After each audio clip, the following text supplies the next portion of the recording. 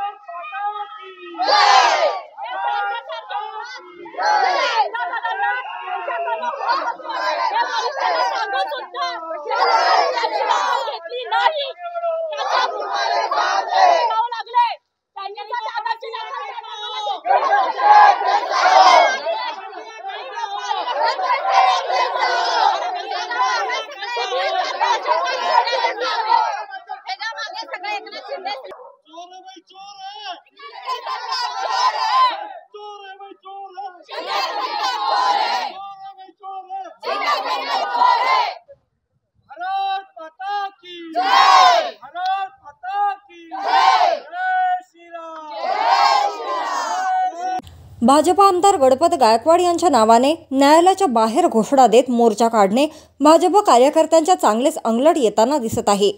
शुक्रवारी रात्री भाजप आमदार गणपत गायकवाड यांनी कल्याण शिंदे गटाचे शहर प्रमुख महेश गायकवाड आणि राहुल पाटील यांच्यावर गोळीबार केला होता।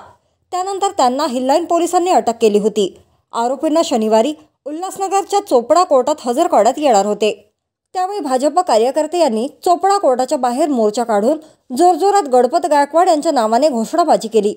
त्यामुळे भाजप कार्यकर्ते गुड्डू खान, मोना शेठ, निलेश बोबडे, शीला राज, सूरज खान, अंजली खामकर, विद्या त्रिंबके, भावेश टोल, सरिता जाधव, लावण्या दळवी, यशोदा माई आणि इतर 25 ते 30 अनोळखी लोकांविरोधात गुन्हा दाखल करण्यात आला आहे।